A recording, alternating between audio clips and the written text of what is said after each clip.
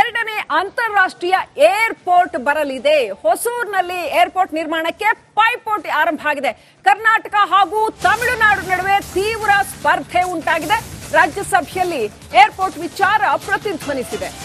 ಎಐಎಡಿಎಂಕೆ ಸಂಸದ ಡಾಕ್ಟರ್ ತಂಬಿದೊರೈ ಈ ವಿಷಯವನ್ನ ಪ್ರಸ್ತಾಪ ಮಾಡಿದ್ದಾರೆ. ತಂಬಿದೊರೈ ಮನವಿಗೆ ಎಚ್ಡಿ ದೇವೇಗೌಡರು ಆಕ್ಷೇಪ ವ್ಯಕ್ತಪಡಿಸಿದ್ದಾರೆ.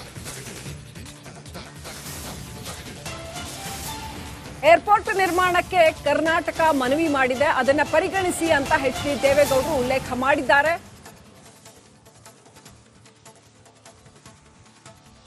Telling sir, Bengaluru International Airport, more congestion is there. There is a demand to have one more airport in Hosur. There is demand is going on.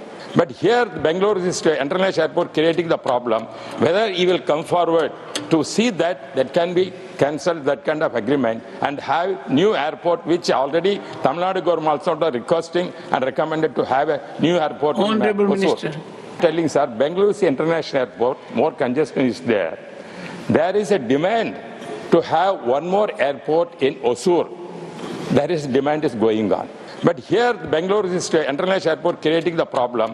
Whether he will come forward to see that can be cancelled, that kind of agreement, and have new airport, which already Tamil Nadu government also requesting and recommended to have a new airport. Honorable Minister. Karnataka government has already made a proposal to construct one more airport.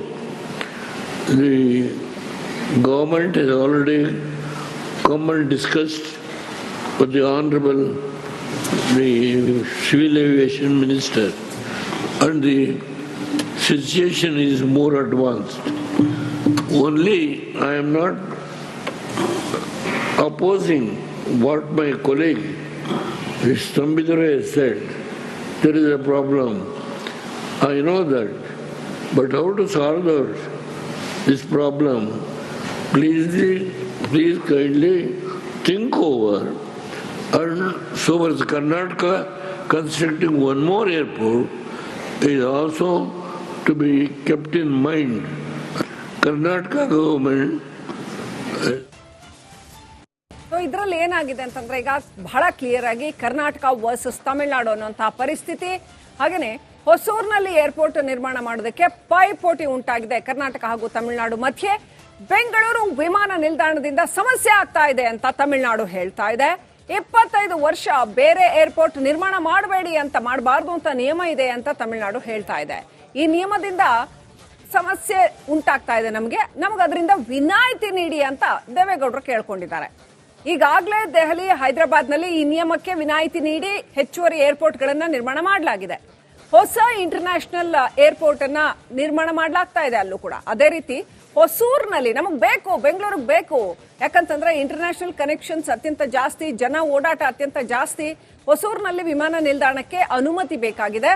Tamil Nadu ಸರ್ಕಾರ airport ಅನ್ನ ನಿರ್ಮಾಣ ಮಾಡೋದಕ್ಕೆ ಅನುಮತಿ ನೀಡಬೇಕಾಗಿದೆ. ರಾಜ್ಯಸಭೆಯಲ್ಲಿ ಎಐಎಡಿಎಂಕೆ ಸಂಸದ ತಂಬಿದೊರೈ ಆ ರೀತಿ ಒಂದು ಮನವಿ ಮಾಡಿದ್ದಾರೆ. ತಂಬಿದೊರೈ ಮನವಿಗೆ ಮಾಜಿ ಪ್ರಧಾನಿ ಎಚ್ಡಿ ದೇವೇಗೌಡರು ಸ್ಪಷ್ಟವಾಗಿ ವಿರೋಧ ವ್ಯಕ್ತಪಡಿಸಿದ್ದಾರೆ. ಕರ್ನಾಟಕವೇ ನಿರ್ಮಾಣ ಮಾಡಬೇಕು ಏರ್ಪೋರ್ಟ್ ಅನ್ನ ಅಂತ. ಕರ್ನಾಟಕಕ್ಕೆ ಮತ್ತೊಂದು ವಿಮಾನ ನಿಲ್ದಾಣ ನಿರ್ಮಾಣ ಮಾಡೋದಕ್ಕೆ ಪ್ರಸ್ತಾಪ ಇದೆ ಅನ್ನೋದನ್ನ ದೇವೇಗೌಡರು ಹೇಳಿದ್ದಾರೆ. ಕೇಂದ್ರ ವಿಮಾನಯಾನ ಸಚಿವರ ಜೊತೆಯೂ ಕೂಡ ಮಾತುಕತೆ ನಡೆಸಿದ್ದೀವಿ ಕರ್ನಾಟಕದವರು ಅಂತ ಹೇಳಿದ್ದಾರೆ ದೇವೇಗೌಡರು. ಕರ್ನಾಟಕವನ್ನ ಗಮನದಲ್ಲಿಟ್ಟುಕೊಂಡು ನಿರ್ಧಾರ ತಗೊಳ್ಳಿ ಅಂತ ದೇವೇಗೌಡರು ಒತ್ತಡ ಹಾಕಿದ್ದಾರೆ. ತಮಿಳುನಾಡು ಪ್ರಸ್ತಾಪಕ್ಕೆ ಎಚ್ಡಿ ದೇವೇಗೌಡ ವಿರೋಧ ವ್ಯಕ್ತಪಡಿಸಿದ್ದಾರೆ. To construct one more airport, the government has already come and discussed with the Honorable Civil Aviation Minister, and the situation is more advanced. Only I am not opposing what my colleague Tambidore said. There is a problem. I know that. But how to solve this problem? Please kindly think over. And so as Karnataka constructing one more airport is also to be kept in mind. Karnataka government has already made a proposal to construct one more airport.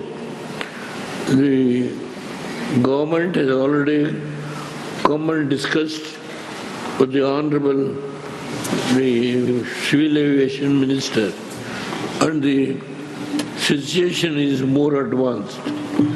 Only I am not opposing what my colleague Stambidore has said. There is a problem. I know that. But how to solve this problem?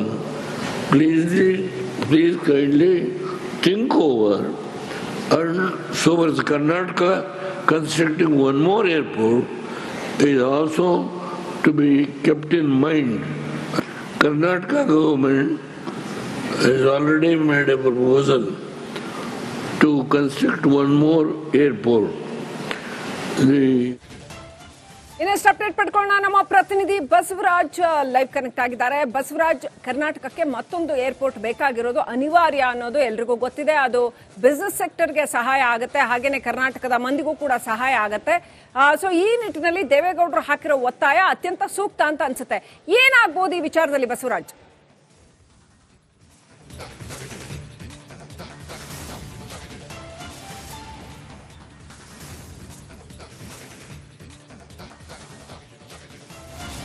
ಖಂಡಿತ ಶ್ರೀಲಕ್ಷ್ಮಿ, ತಮಿಳುನಾಡು ಮತ್ತು ಕರ್ನಾಟಕದ ಮಧ್ಯೆ ಈ ಬೆಂಗಳೂರಿಗೆ ಎರಡನೇ airport ಬಗ್ಗೆ ಜಟಾಪಟಿ ಅಂತ ಈಗ ಆರಂಭ ಆಗಿರ್ತಕ್ಕಂಥದ್ದು. ಬೆಂಗಳೂರಿನ ಸಮೀಪದಲ್ಲಿರ್ತಕ್ಕಂಥ ಹೊಸೂರಿನಲ್ಲಿ ನೀವು ಎರಡನೇ ವಿಮಾನ ನಿಲ್ದಾಣವನ್ನು ನಿರ್ಮಿಸೋಕೆ ಅವಕಾಶ ಕೊಡಿ ಅನ್ನುವಂಥದ್ದು ತಮಿಳುನಾಡು ಒತ್ತಡವನ್ನ ಕೇಂದ್ರದ ಮೇಲೆ ಹೇರ್ತಾ ಇದೆ. ಆದ್ರೆ ಇಲ್ಲಿ ಬೆಂಗಳೂರಲ್ಲಿ ಬೇಕಾಗಿರ್ತಕ್ಕಂಥದ್ದು ವಾಣಿಜ್ಯ ವ್ಯವಹಾರಗಳು. ಈಗಿರ್ತಕ್ಕಂಥ ಕೆಂಪೇಗೌಡ ಅಂತಾರಾಷ್ಟ್ರೀಯ ವಿಮಾನ ನಿಲ್ದಾಣ ಇದೆ 2035ಕ್ಕೆ.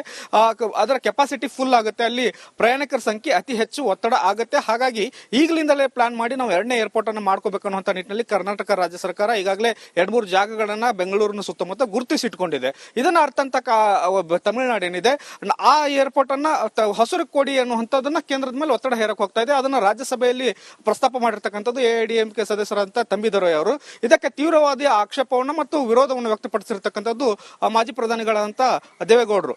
ಕರ್ನಾಟಕ ಈಗಾಗಲೇ ಈ ವಿಚಾರದಲ್ಲಿ ಸಾಕಷ್ಟು ಮುಂದೆ ಹೋಗ್ಬಿಟ್ಟಿದೆ. ಜಾಗಗಳನ್ನ ಗುರುತಿಸಲಾಗಿದೆ, ಎಲ್ಲಾ ತಯಾರಿಗಳನ್ನ ಮಾಡ್ಕೊಳ್ಳಲಾಗಿದೆ. ನಮಗೆ ಕೇಂದ್ರದ ಅನುಮತಿ ಮಾತ್ರ ಬೇಕಾಗಿರ್ತಕ್ಕಂಥದ್ದು. ಹಾಗಾಗಿ ವಾಣಿಜ್ಯ ದೃಷ್ಟಿಯಿಂದ ಬೆಂಗಳೂರಲ್ಲೇ ಆಗಬೇಕು, ಅದು ಬೆಂಗಳೂರು ಸುತ್ತಮುತ್ತವೇ ಆಗಬೇಕು. ಸಂಬಂಧ ಇರ್ತಕ್ಕಂತಹ ತಮಿಳುನಾಡಲ್ಲಿ ಆಗಲಿಕ್ಕೆ ಅದಕ್ಕೆ ಸಾಧ್ಯವಿಲ್ಲ. ಹಾಗಾಗಿ ಬೆಂಗಳೂರಿಗೆ ಇದನ್ನ ಕೊಡಬೇಕು ಅನ್ನುವಂಥದ್ದನ್ನ ಒಂದು ತೀವ್ರವಾದಂತಹ ಒತ್ತಡವನ್ನು ಹೇರಿದ್ದಾರೆ ಮತ್ತು ರಾಜ್ಯಸಭೆಯಲ್ಲಿ ಸಾಕಷ್ಟು ಬೆಂಬಲವನ್ನು ಕೂಡ ವ್ಯಕ್ತಪಡಿಸಿದ್ದಾರೆ. ಈ ದೇವೇಗೌಡರ ಮಾತಿಗೆ ಎಐಎಡಿಎಂಕೆ ಸದಸ್ಯರಂತ ತಂಬಿದೊರೆಯವರು ಕೂಡ ಸೈಲೆಂಟ್ ಆಗಿರ್ತಕ್ಕಂಥದ್ದು. ದೇವೇಗೌಡರು ಹೇಳಿರ್ತಕ್ಕಂಥದ್ದು ಸೂಕ್ತವಾಗಿದೆ. ಕೇಂದ್ರ ಸರ್ಕಾರ ಬೆಂಗಳೂರಿಗೆ ಕೊಡಬೇಕಾಗಿರ್ತಕ್ಕಂಥದ್ದು ಇದು ಅನುಮತಿ ಶ್ರೀಲಕ್ಷ್ಮಿ. ಹಾಗಾಗಿ ಬೆಂಗಳೂರಿನಲ್ಲೇ ಈ ಒಂದು ಏರ್ಪೋರ್ಟ್ ಆಗುವಂತ ಸಾಧ್ಯತೆಗಳಿದಾವೆ. Right, thank you Basavaraj ಡೀಟೇಲ್ಸ್ಗಾಗಿ.